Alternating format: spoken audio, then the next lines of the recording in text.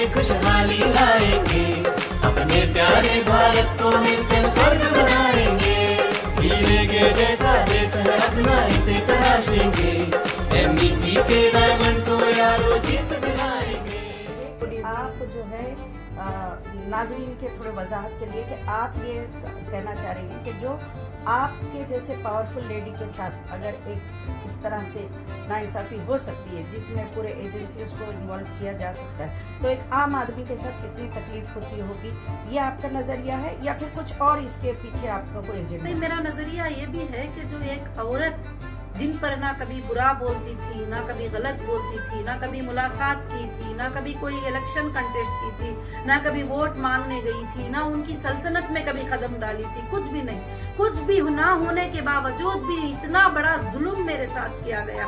हर agency को मेरे घर को भेजा गया, टैक्स एजेंसी को, ED को, रेवेन्यू डिपार्टमेंट को, इंटेलिजेंट को, हर जगह जहाँ जहाँ पॉसिबल होता गया, नेशनल से इंटरनेशनल तक एजेंसीज को मेरे हाथ में भेजा गया। कहीं भी देखो तो MIM के असदुद्दीन ओवैसी साहब का FIR की कॉपी उनके हाथ में होती थी, एक लेटर उनके हाथ में होता था कि आपको कोई औरत नजर नहीं आई इन्वेस्टिगेशन करने के लिए, आपको कोई और पॉलिटिशियन नजर नहीं आए, और सिर्फ एक मुसलमान औरत जो आपके जब मुसलमानों को भलाई पहुंचाना चाहते हैं, मुसलमानों की भलाई करना चाहते हैं, तो एक मुसलमान औरत आपको नजर में आई। वो औरत जो हजारों के मस्जिदें बनाने में कामयाब करने वाली, जो हजारों के मदारिस को साथ देने वाली, जो हजारों के लड़कियों को स्टूडेंट बनाकर पढ़ाई करने वाली, उस औरत के ऊपर हमला करके क्यों आप डर गए थे कि एक मुस्लिम फेस आ रहा है, ये अच्छे काम करने के लिए आ रहा है और बगैर पॉलिटिक्स के जो है सबको फायदा पहुंचा रहा है, तो इसको मैं तबाह कर दूं।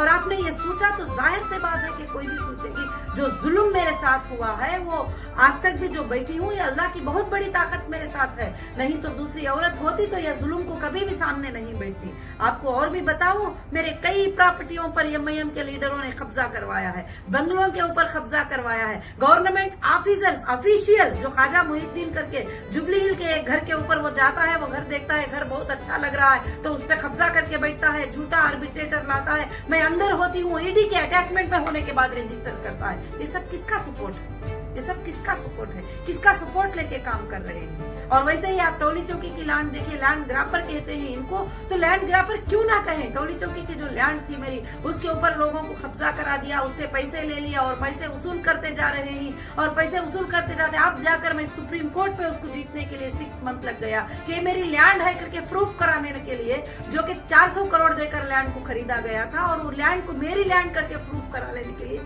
सुप्रीम कोर्ट में 6 मंथ लग गए। तो यहाँ पर ऐसे बहुत सारे जुल्म होते हैं। मेरे पास ऐसे 100 से 200 औरतें, बेटा मेरा 200 स्क्वायर फीट का घर जो है कोई बेच दिया, 200 स्क्वायर यार्ड का घर जो है कोई बेच दिया, 10 लोगों को बेच दिए, 5 लोगों को। ये खास कर से हैदराबाद के एरिया में चलता है, जो टपोरी टाइप के लोग होते हैं ऐसे काम करते हैं। तो मैं चाहती हूँ कि जुल्मों के खिलाफ आवाज उठाऊं, और ये जो मेरे साथ जुल्म हुए हैं, ऐसे जुल्म कई लोगों के साथ होते हैं, कई बिल्डर के साथ होते हैं।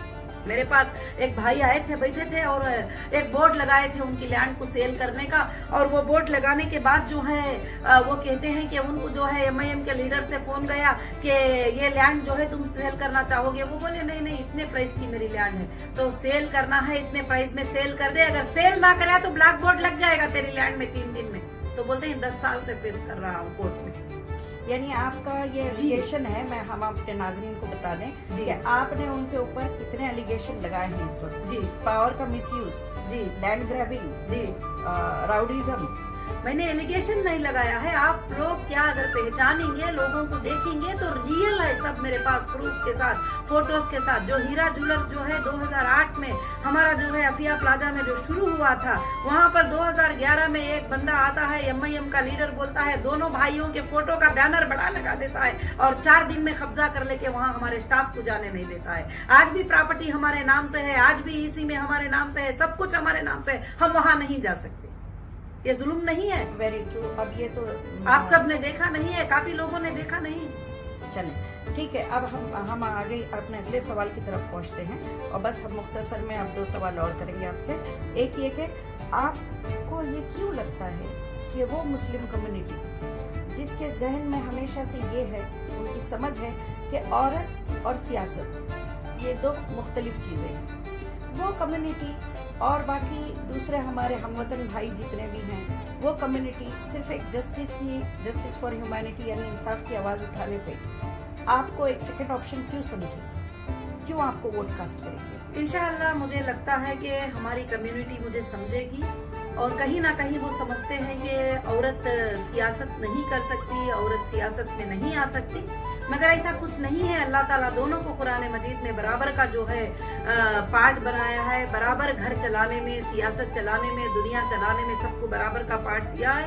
और खासकर से एमआईएम के लोगों ने इस फेस को बता दिया है कि देखिए एमआईएम की जितने खानदान भी लड़ाई किए हैं, एमएलए बने हैं, एमपी बने, कभी उनके घर के किसी भी औरत को ना एक कॉर्पोरेटर होने के लिए का हक दिया, ना स्टेज पे आके बात करने का हक दिया, ना बताने का हक दिया। तो ये लोगों को बताते हैं कि औरत जो है कुछ भी नहीं कर सकती। इसीलिए पार्लियामेंट में रिजर्वेशन बिल को भी जो है इन्होंने ऑब्जेक्शन लिया कि नहीं ये पास नहीं होना चाहिए, क्योंकि औरतों को ये जरूरत नहीं है। तो ये कहीं ना कहीं ये इनकी सोच है। मगर कई उलमा ने मुझे फोन करके हिम्मत अफजाई दिए और बोले बेटी अगर तुम खड़ी होती हो तो हम सब तुम्हारे साथ हैं, इन जुल्मों को जरूर हटाओ, इन लैंड ग्रापरों को तुम जरूर हटाओ और इनके ऊपर फाइट करो और उनको इंसाफ के लिए आ जाओ, जो रियलिटी है उसको बाहर लेके आओ। बहुत सारे लोगों का ये रिक्वेस्ट है।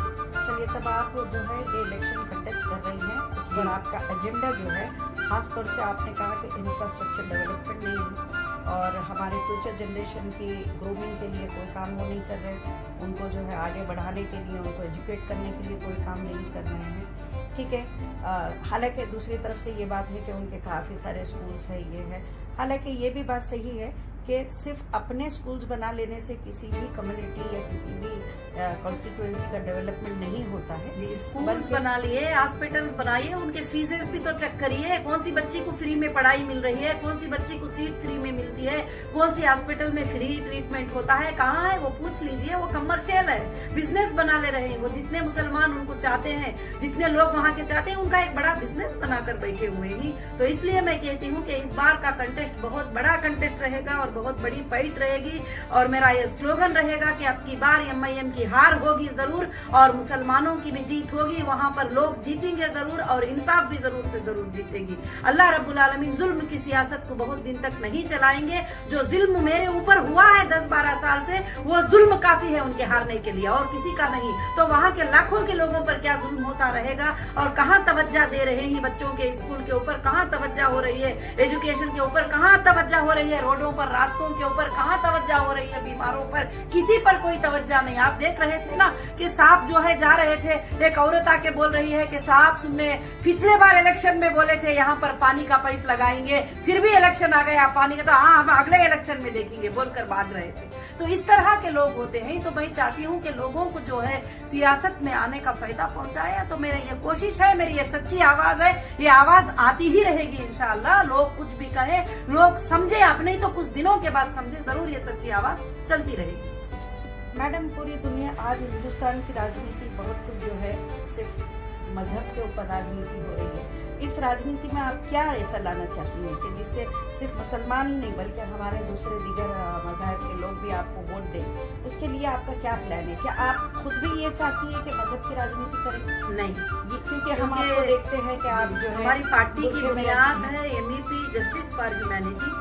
हमारी पार्टी हर इंसान को इंसाफ दिलाएगी। मजहब की बात हमारे घरों में होती है। जब इंडियन कॉन्स्टिट्यूशन की बात आती है तो वहाँ मजहब कॉन्स्टिट्यूशन होता है और पूरे देश के हिंदू और मुसलमान को इंसाफ होगी। इसीलिए हमारे पार्टी में टिकट मुस्लिम को भी है और हिंदू को भी है और क्रिश्चियन को भी है। हाँ, कम्युनिटी जहाँ पर जैसी कम्युनिटी होती है उस कम्युनिटी का रिस्पेक्ट करना हमारे ऊपर जो है लाजिम होता है। मगर मैं एक मुसलमान हूँ, मैं इस्लाम को फॉलो करती हूँ पूरी के पूरी, मगर मैं सारे देश के लोगों से मोहब्बत करती हूँ और सारे देश के लोगों के इंसाफ के लिए लड़ना चाहूंगी और जहाँ ना इंसाफी होगी वहाँ पर खड़ी होना चाहूंगी।